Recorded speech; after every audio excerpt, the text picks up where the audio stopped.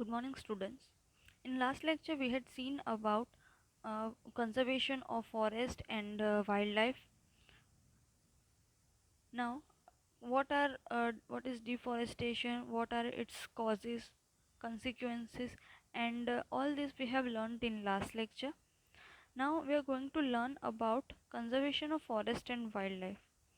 अभी हमें कंजर्व क्यों करना चाहिए, तो मैंने बताया था कि these are all natural resources and वो अगर and they are exhaustible, so we have to save them and having being aware about the effect of deforestation. Paheli and Bojo are worried, so they go to Professor Ahmed and ask him how forest and wildlife can be saved. सो हमने आपको importance बताया कि importance और उसकी effects क्या होती है forestation deforestation की. सो उस पे से अभी हम कैसे कंजर्व कर सकते हैं फॉरेस्ट को, हमें वो देखना है. So biosphere is a part of earth in which living organism exist or which support life. Biological diversity or biodiversity refers to the variety of organisms existing on the earth, their interrelationship and their relationship with the environment. So इसमें क्या लिखा है, biosphere जैसे wild life sanctuary होती है उसी तरह से एक बायोस्फीयर होता है, बट वो एक पर्टिकुलर एरिया होता है और उसमें सारे एनिमल्स प्लांट्स वगैरह सब वहाँ पे होता है और उन्हें कोई डिस्टरबेंस नहीं किया जाता. जैसे कि वहाँ पे अगर कोई भी कटिंग ऑफ ट्रीज, पोचिंग और हंटिंग ऐसी कोई भी एक्टिविटी वहाँ पे होती नहीं है और उसका अच्छे से ध्यान भी रखा जाता है. So this is called biosphere reserves. Then Professor Ahmed organized a visit to a biosphere reserve. He selected a place named Pachmarhi Biosphere Reserve. He knows that plant and animal found here are similar to those of the upper Himalayan peak and to those belonging to the lower western Ghats. So ये professor students को लेके गए एक biosphere reserve में और वहाँ पे same species थी जो हिमालय की हिमालय पिक्स पे मिलती है और दूसरी लोअर वेस्टर्न घाट्स पे मिलती है. सो इन जगह पे वो लेके गए and he requested Madhav ji, a forest employee, to guide the children inside the biosphere reserve. He explained that preserving area of such biological importance make them a part of national heritage. So हम इन सबको preserve करते हैं तो ये एक national heritage का भी part हुआ. अभी आपने सुना होगा कि सासन गिर बोलते हैं कि वहाँ पे फेमस क्या है, तो लायन. तो अगर कोई पूछे सासन गिर तो हम बोलते हैं कि लायन आर फेमस. फिर बंगाल में white tiger, these are famous and they are called national heritage of India.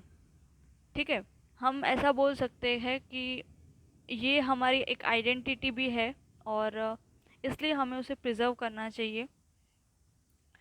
सो यहाँ पे फिर दिया गया है what is difference between wild life sanctuary, national park and biosphere reserve. So to protect our flora and fauna, flora यानी plants, fauna यानी animals and their habitat, habitat यानी कि वो जहाँ पे रह रहे हैं वो उसे प्रोटेक्ट करना चाहिए. और उसके लिए हमने एक प्रोटेक्टेड एरिया बनाया है जिसे हम wild life sanctuary, national park and biosphere reserve बोलेंगे.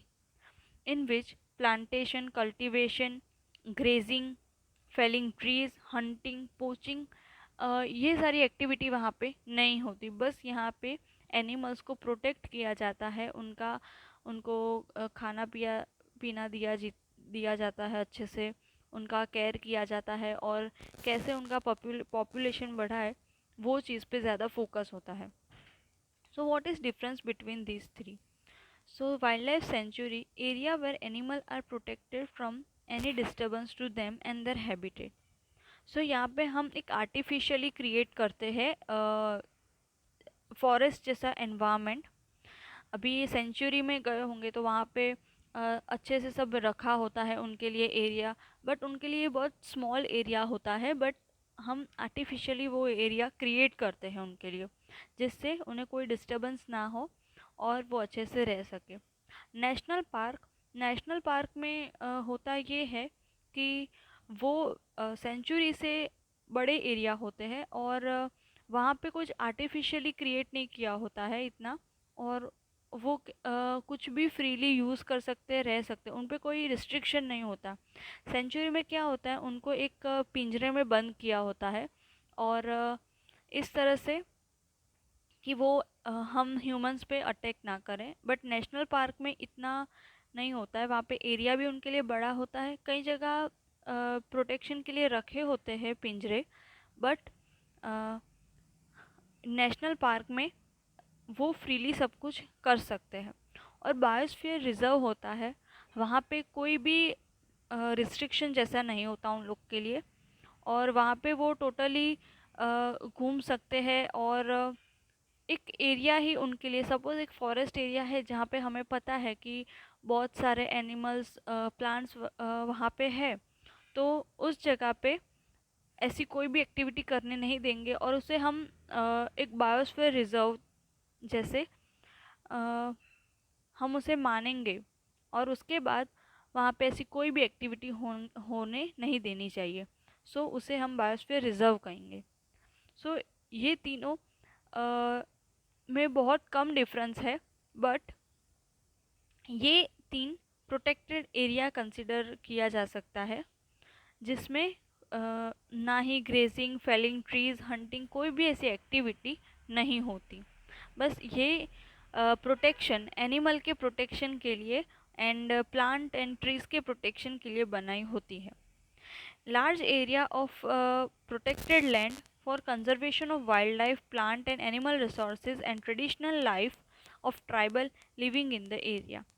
So बायोस्फीयर रिजर्व है, वहाँ पे भी उनकी देखभाल के लिए एम्प्लॉयज़ रखते हैं, बट वहाँ पे इतना रिस्ट्रिक्शन उनके लिए नहीं होता है। Then government lay down rules, method and policies to protect and conserve them. So government की काफ़ी पॉलिसीज़ होती है, कुछ रूल्स रेगुलेशन होते हैं जिसको हमें फॉलो करना होता है, so that plant and trees, animals सब प्रोटेक्ट हो और हम उसे कंजर्व कर सकें। Wild life sanctuary, national park, biosphere reserve etcetera are protected area for conservation of plant and animal present in that area. ठीक है, थैंक यू।